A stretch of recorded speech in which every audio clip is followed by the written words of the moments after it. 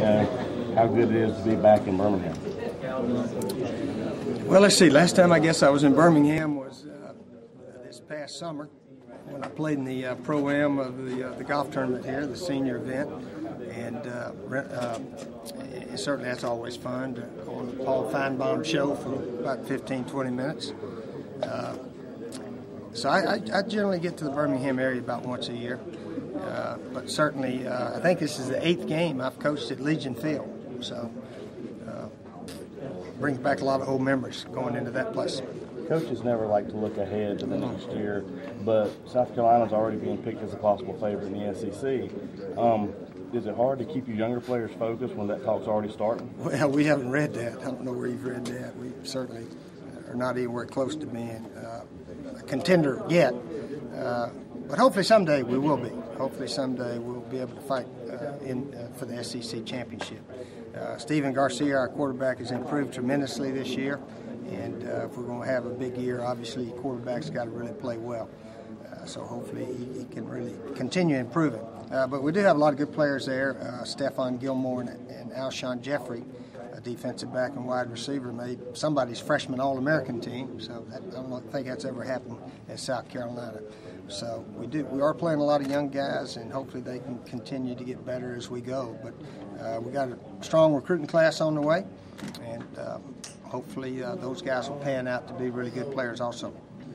In looking at game film and stuff, what do you think is really going to take to really hit UConn hard and just run away with you, or not run away with you? No, we don't run away with anybody. Every game we play is close. Just the way we are right now. But we got to stop their run game. They're a strong running team. Both their tailbacks have got one over 1,000, one near 1,000, I think. So we must do that to give ourselves a chance. And then offensively, we need to move the ball and try to score some points. UConn has given up some points this year, but they've scored an awful lot also. So both sides of the ball and special teams. UConn's run 3 kickoffs back for touchdowns. We hadn't run one back since I've been in South Carolina, so we got to tackle their kickoff return man. We haven't been real good at that this year. So special teams are very important in the game also.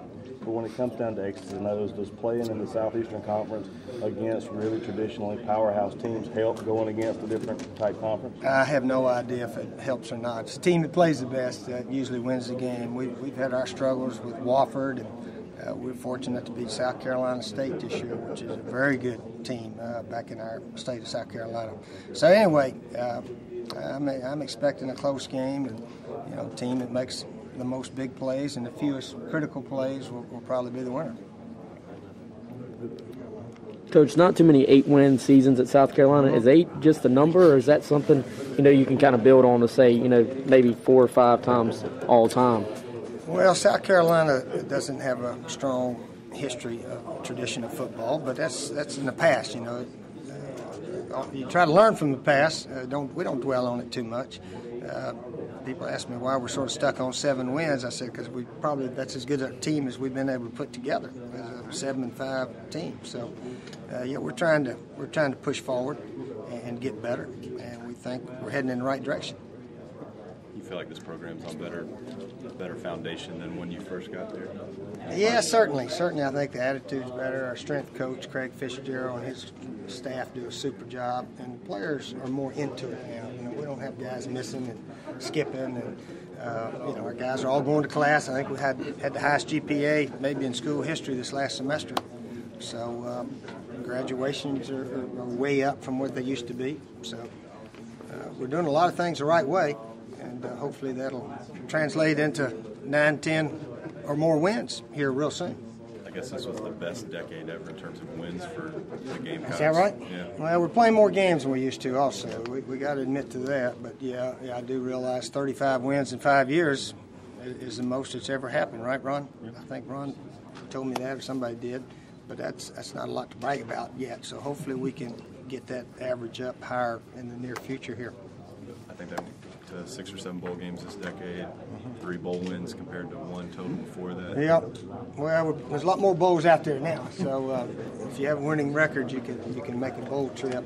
But again, the overall record in the history of South Carolina, is it over 500 now? That's when I think we put it One at under. 500. Yeah. We're 100. Right Okay, I knew. At one time we were above 1 or 2, and then we fell back 2 years ago, right? So anyway, we're sort of a 500 football school right now, which compared to Alabama and some of these schools around here, not very good.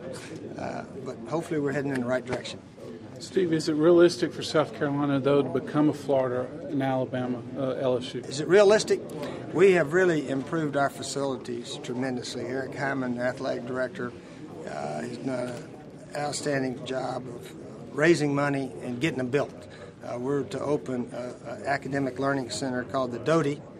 Doty Anderson, one of our wealthy boosters, contributed greatly to this building. A 3-story building that will house all of our academic and needs, and cafeteria, computers, labs, everything there. So it'll be the hub of all the athletes at Carolina, and should really help making us one of the big-time programs in the SEC.